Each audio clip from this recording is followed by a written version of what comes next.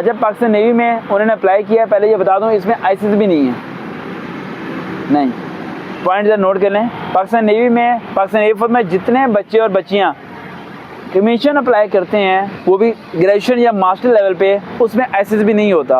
अब क्वेश्चन ये उठेगा कि सर जी आप क्या बोल रहे हैं, हमने वेबसाइट पे जाके चेक किया तो वहाँ ISIS भी लिखा हुआ था।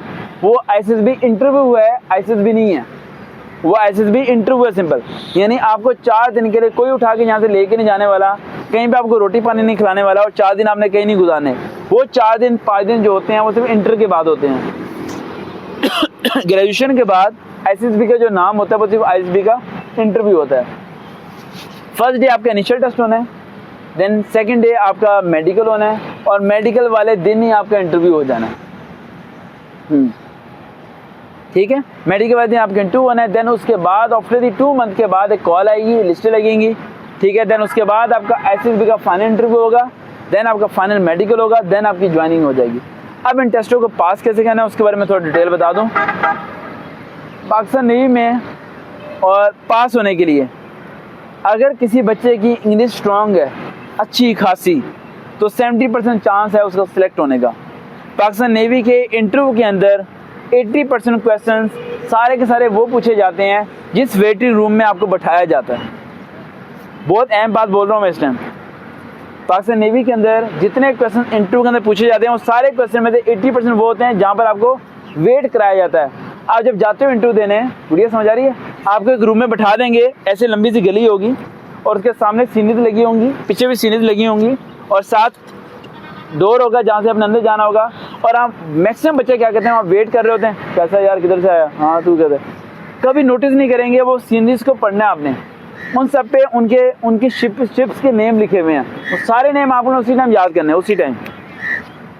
उस टाइम तो याद होंगे नहीं भाई, गूगल से डाउनलोड कर लेना, ठीक है, वहाँ शिप्स के नेम है, वहाँ से याद कर लेना।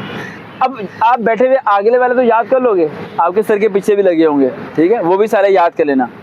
आपने आधा घंटा अगर वहाँ वेट करना है तो आपने इंटेलिजेंस वालों की समझ के उस पूरी गली को जांचना है। इस गली में खंबा कहाँ पर है, इस यहाँ पर गमला कहाँ पर है, कितने बल्ब हैं, कितनी सीनरी हैं, कितनी चेयर्स हैं, ये ध्यान में रख लो कि 80% वो आपसे, जब आप अंदर जाओगे, नेवी वाले ना वेट बहुत ज़्यादा कराते हैं, 2-2 घंटे 3-3 घंटे वेट कराएंगे। अंदर जाएंगे, अच्छा स्टूडेंट्स बेटा आपकी फीलिंग कैसी है, आप कहोगे सर वेल डन, मैं बड़ा पंचुअल हूँ, सब चीज़ें।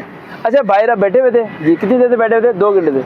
अच्छा बाहर कितनी सीनरीज हैं, आई डोंट नो। फिर आधा घंटा बैठ के क्या किया तुमने, गप्पे मारी हैं, समझ आ रही है। उन्हें लर्नर चाहिए जो सीखने वाला है, उन्हें वेले बंदे नहीं चाहिए। तीनों फोर्सेस में फ़र्क है। पाकिस्तान आर्मी में जाना है, उन्हें चाहिए होशियार, गुड फर, खत्म बात, समझ आई। If you got 90% marks in matric then you will fail in Pakistan army, समझ आई। जिसे मैंने पुलिस के बारे में कहा था, एक लड़का मेरे पास आया, कहते सर मैं 90% मार्क्स नहीं है मैट्रिक में, पुलिस में जा सकता हूँ। मैंने कहा तुम्हारा मुश्किल है। कह रहा क्यों, मैंने कहा कुछ सप्ली आई है मैट्रिक में, कह रहा नहीं। मैं कहा बहुत मुश्किल है जाना है, कहते जाओगे तुम, ठीक। तो हर डिपार्टमेंट के कुछ क्राइटेरिया हैं। पाकिस्तान एयरफोर्स में कौन लोग जाते हैं, जिनके फैमिली में से कोई एक एयरफोर्स में हो या जो अपने सब्जेक्ट में स्पेशलिस्ट हो। और पाकिस्तान नेवी में वो लोग जाते हैं जो सब्जेक्ट में स्पेशलिस्ट हो ना हो, स्पीकिंग में स्पेशलिस्ट हो, बस इंग्लिश उसे अच्छी बोलनी आनी चाहिए। पाकिस्तान नेवी वाले दीवाने हो जाते हैं उसके, बस ये दिमाग में बैठा लो मेरी बात, समझ आए। इंग्लिश स्पीकिंग अच्छी होनी चाहिए, सूट करे आप पे। फर्स्ट आपका इनिशियल टेस्ट होना है, सेव करते रहो, साथ साथ ही खुद ही सेव करते रहो, ठीक है। फर्स्ट आपका